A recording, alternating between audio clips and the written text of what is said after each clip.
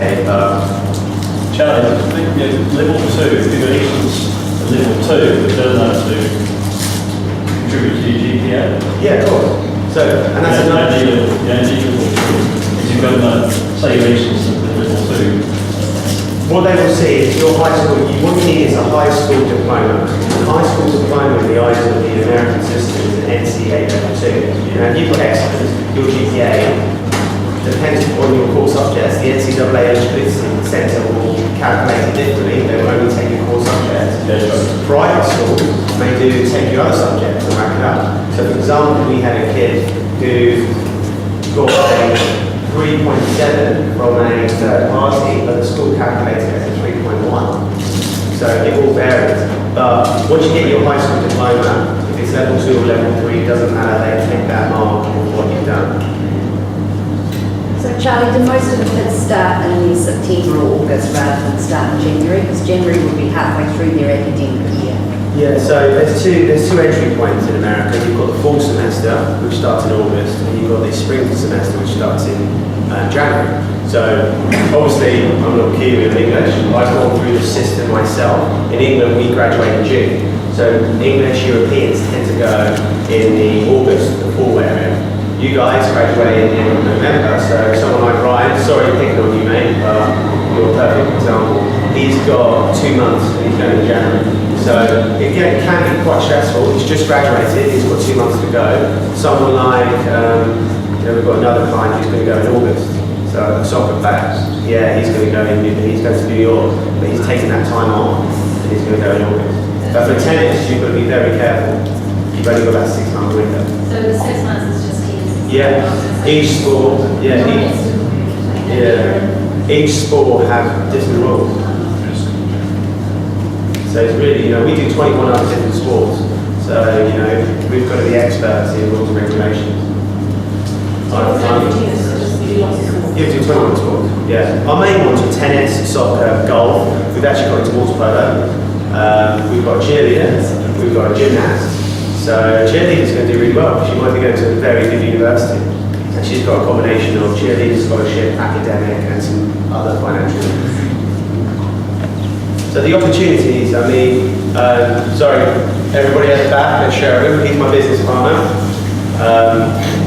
We went on a trip in October for a month around America. We flew into LA. We went and saw about 7 universities in LA, all the way up to top Division 1 schools, all the way down to junior colleges. We flew into Vegas, saw the university in Vegas, flew to Dallas, Oklahoma, we went to so many different places, Kansas, Missouri, Tulsa on the way, and we saw 26 universities and 96 coaches.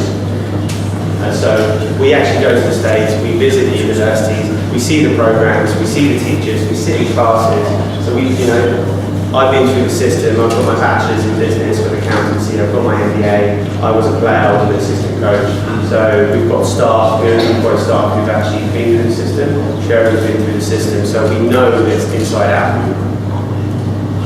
And obviously we've placed, I think over the last 10 years we've placed over 400 athletes. But I've got a special interest in tennis because that's my background. So how do you get paid? We get paid by the lucky parents. Right. So you will give us a fee depending on what package you want. You will pay us a fee up front and then we will guide you through the whole process of getting you to the steps.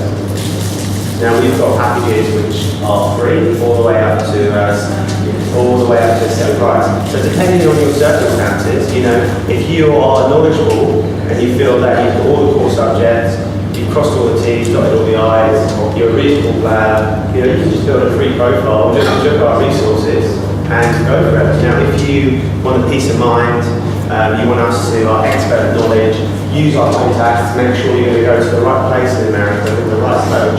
Because it's not that simple, It's a lot of different states, and one state is like a different country in America to another. So you've got to be careful that you've got the right coach, the right division, the right environment, the right degree. There's a lot of variables which do not work together. Does it better now?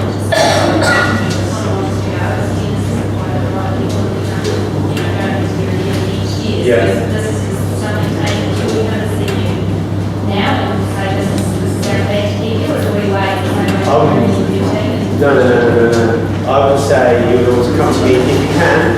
year 11. So when you start your NCAA level 1, because level one, you're always going to take your fundamental subjects, your science, your maths, yeah? I mean, not your science, you're going to take your English and your maths. Level 1, you know, you could drop them, but we can catch up the sciences in 12 or 13. So I would say, peace of mind, I would say, you come to me at the beginning of your NCAA level 1 so you can go through and pick your core subjects. And what Kiwis tend to do is come to me in the start of year 13. So, or come to me at the end of year 13, once you go. And that's when, you know, Division 1's out straight away. Just traditionally think that MCBC is an injection. Just going on trying You apply in last year of school. So the start of year 13, end of year 12, that's when you start applying. Americans will start looking into it when they're 15. I mean, the American families say, as it's so expensive to go to America, they have funds. You know, they save up when they're born, they're saving up for their college education. You just got to think, if you come to year 13 and you haven't got the right core subject, you're straight away out of Division 1. You can't play the top elite division. You've got to do correspondence to do your science and social science on the core subjects you haven't done, and you know, you have to pay tuition. So, you know, I just think that's something so simple, if you just prepare early, you're not going to feel like yourself. social science, social studies. So, yeah, social science, studies, geography, history, economics, statistics, economics. So what are Yeah. But it's what specific science science, you should have taken science, and science as in biology, chemistry, physics, yeah. The social science is a bit different.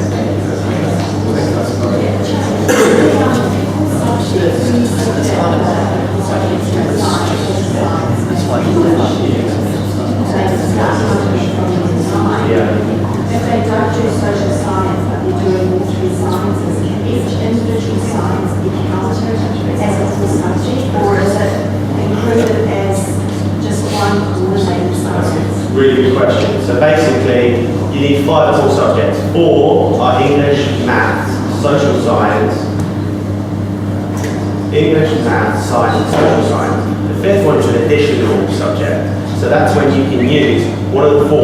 So you can use science twice, or you do an additional subject, a foreign language, a religion, or a philosophy.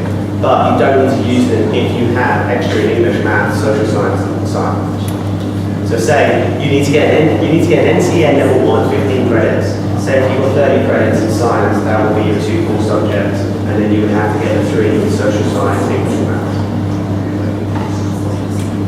I explained it all to you. Cambridge is 2 completely different. Yeah. Sorry, we've got a lot of young players in our region and around the country and around the world pursuing their dream of being a professional tennis player. Yeah. And we all know that being a professional tennis player is tough enough. Yeah. Being a successful tennis player, professional tennis player, is even tougher, and Anton's been out there giving it a go. Yeah. If as parents, obviously, we want the best for our kids, we also don't want to smack dreams around.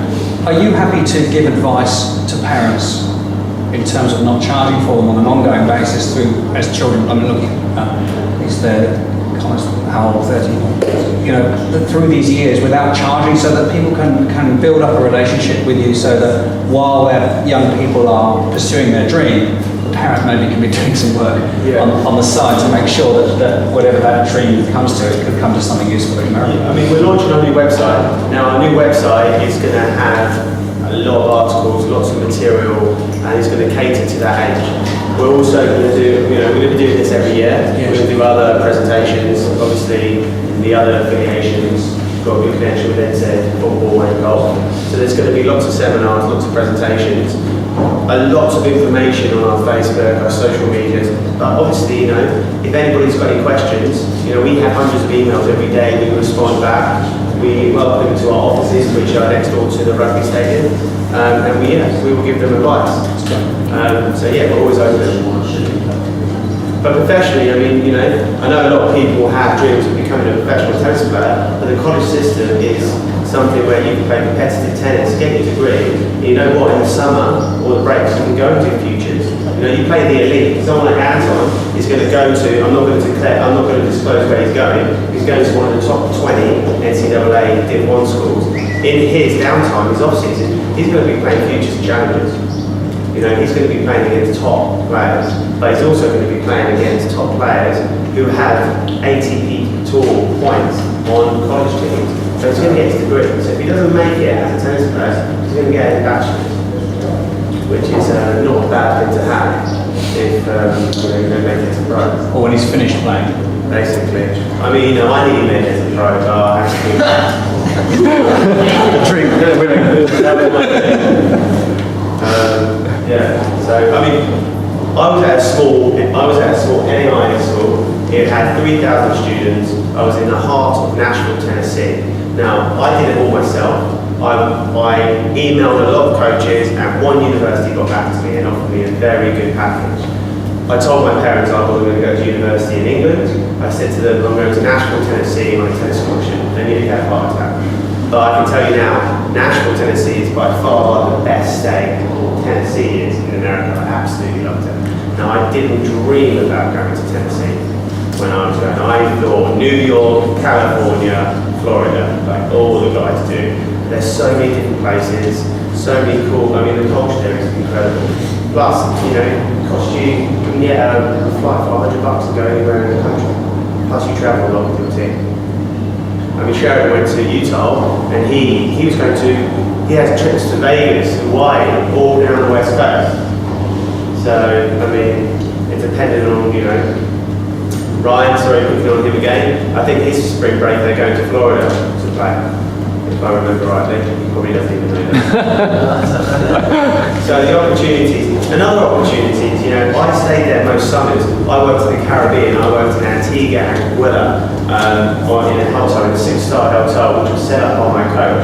I went to Cancun, I went to the west coast of California to do summer camp. I had so many different opportunities where it wasn't put on a plate for me, but the door was open and I took the opportunity. So I tell you what, as an 18-year-old kid, you will mature very quickly by yourself in a foreign country. And it's something I really would recommend. Any other questions? What if you want to, you said that the scholarships are 4 years. Yeah. What if you want to study something like medicine, for example? Well, that's the problem. Now, the education, you've got a degree of 4 years. Your first 2 years are going to be your core subjects. So it's not like going to university in New Zealand or England where you're going to say, you know what, I'm going to be a business major. I'm going to major in business straight away. In America, you have to do your fundamentals. You have to do your English, your maths. You know, in some religious schools, you might have to take a religious paper. Once you finish your second year, you start majoring in what you want. And when you're looking into medicine, obviously, if you want to study medicine and you want to stay in America, perfect. If you want to come back here, it's not like for like. So what you would do is get a science degree, and then you would go and do your medicine school here.